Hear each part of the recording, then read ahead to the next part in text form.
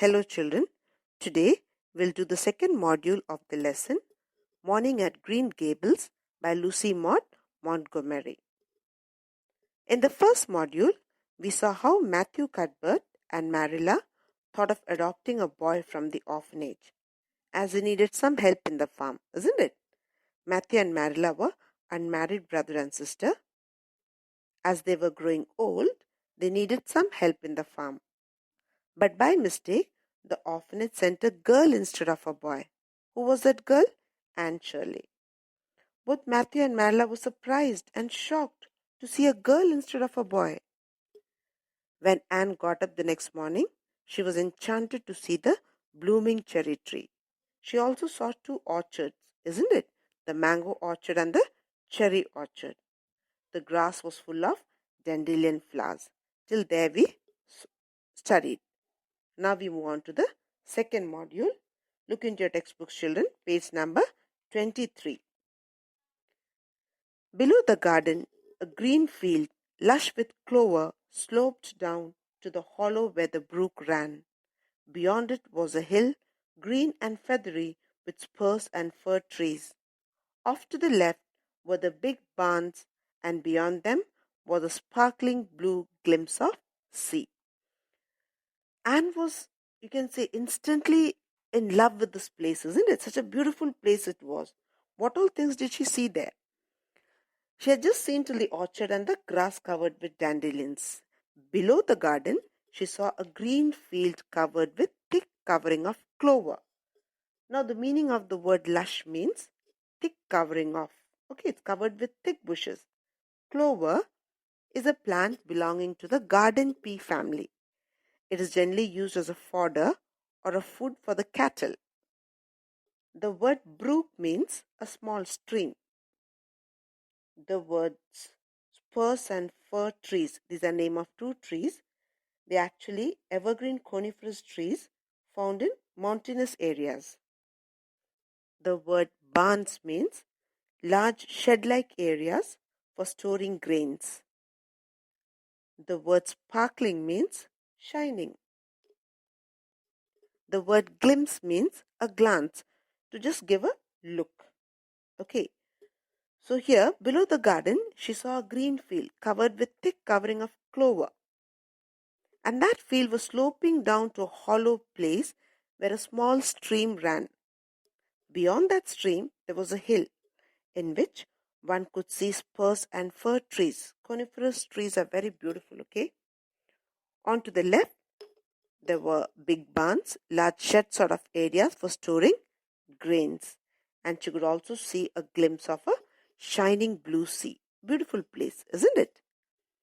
Now let's go to the next paragraph. Anne's beauty-loving eyes remained on it all, taking everything in greedily. She had never looked at so many lovely places in her life. This was as lovely as anything she had ever dreamed. She knelt there, lost to everything but the loveliness around her.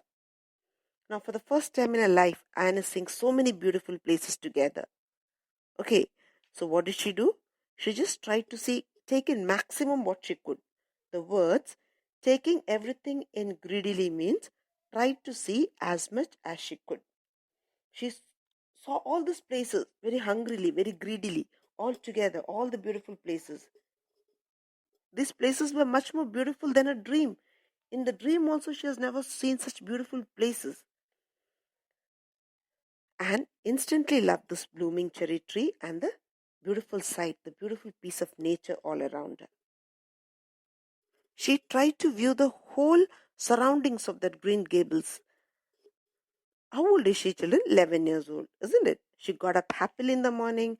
She had a curiosity to see and know the things around her. How old are you all? Maybe 11 or 12 years, isn't it? How many of you have that curiosity to know what is happening around you, to know your surroundings? Tell me. Everybody generally loves nature, isn't it? And for a girl who's come from an orphanage, this was a real treat to the eyes. Now we move on to the next paragraph. She was startled by a hand on her shoulder. Marilla had come in, unheard by the small dreamer. It's time you were dressed, she said curtly. Marilla really did not know how to talk to children. This made her curt and crisp, though she did not mean to be so. Now, the word startled means surprised. The word curtly means a bit rudely. Curt and crisp, the words curt and crisp means in a harsh way of talking. Now, as Anne was lost in the beauty of this nature, she was surprised when she felt somebody touching her shoulder. Actually, it was Marilla. She was in Green Gables, isn't it? So Marilla had come to see her. Marilla told her to dress up. Annie just got up from sleep, isn't it? She had to freshen up and dress, and then she had to go for breakfast. Now, children, here Marilla is described as a rude lady. Curtly means sort of rudely. She was a sort of harsh person. Not very rude, you can say, but a rude, harsh sort of person. She was not actually a polite person. See, children, I told you that Matthew and Marilla lived alone, isn't it? There were no kids around. So maybe she did not know how to behave with kids. Marilla was not a very social person also. A sort of rude, you can say. Okay. So what did she tell? She told Anne, it's time you dress up. Morning only she got up, so you have to just dress up and come down. Now the next paragraph. Anne stood up and drew a long breath. Oh, isn't it wonderful? She said, waving a hand at that scene outside. It's a big tree, said Marilla, and it blooms great, but the fruit doesn't amount to much. They are small and wormy. The word wormy means full of worms, eaten by worms. Anne was not bothered how Marilla talked to her right now. She's only thinking of the beautiful sight, isn't it? So she points out of the window and she tells that it's a very beautiful sight. But for Marilla, it's her common place, isn't it? Common sight. Every day she's looking at the same cherry tree, the same garden, the same beautiful things. So Marilla thinks she's pointing at the cherry tree and she says that it's a huge tree. It's a big tree and it blooms also greatly. It gives a lot of flowers also. But then the fruit is very less and the quality of the fruit is also not good. It's small and full of worms.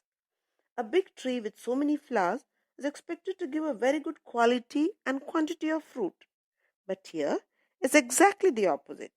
Small fruits that are full of worms. So you see, children, Marilla was not very happy with this tree either. Okay, now we move on to the next paragraph. I don't mean just the tree. Of course, it's lovely, Anne said, the words rushing out of her mouth. I mean everything, the garden, the brook, the woods, the whole world. Don't you feel as if you just loved the world on a morning like this? And I can hear the brook laughing all the way up here. I shall always like to remember that there's a brook near Green Gables, even if I never see it again. Now, Marilla thought that Anne is talking about the huge cherry tree, isn't it? But Anne was talking about the beautiful sight which she saw outside the window. So Anne says, it's not the tree. Everything here is beautiful. Everything. The garden, the river, the woods, the orchard, everything. She says anyone will love such a beautiful place, that too on a beautiful morning like this. She can hear the rushing, the gurgling of the stream, as if it's laughing and flowing. Anne would love to remember that there's a stream or a brook nearby, even if she knows very well that she can never see this brook again. Why did she say this sentence, children, the last sentence? This is because Anne knows very well that Matthew and Marilla will send her back to that orphanage. They wanted a boy, isn't it? So she says the sentence very sadly. She just would like to remember that there's a brook nearby, though she may not be able to see it. Is it clear? Now we move on to the next paragraph on page number 24, the first one. You better get dressed and come downstairs and never mind your imaginings, said Marilla. Breakfast is waiting. Wash your face and comb your hair. Leave the window up and fold your bedclothes back over the foot of the bed. Be as smart as you can. Now, though Anne is saying in a very sentimental, in a very emotional way that she may not be able to see that brook or the stream again, Marilla is least bothered, children.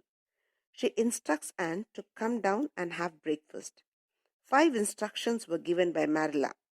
What were the children? Wash your face, comb your hair, lift the window up, fold your bedclothes back over to the foot of the bed, and to look as smart as you can. So 5 things she asked her to do. Anne was indeed a very smart girl. She tries her level best to execute all the work given to her.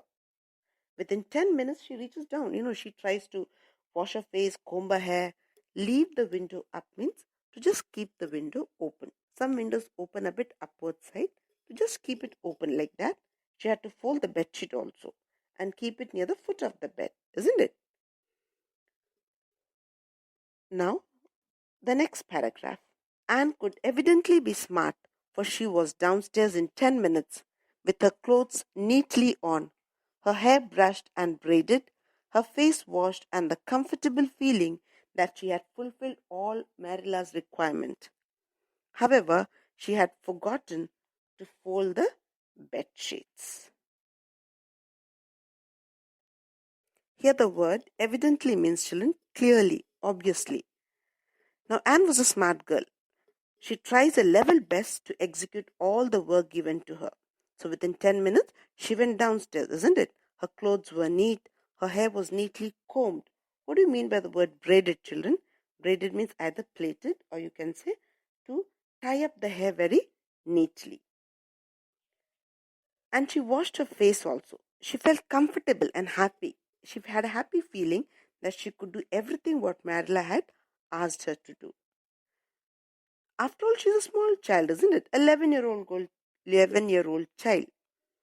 But then, though she thought she has fulfilled all the commands or all the instructions given by Marilla, she forgot one thing. What was that, children?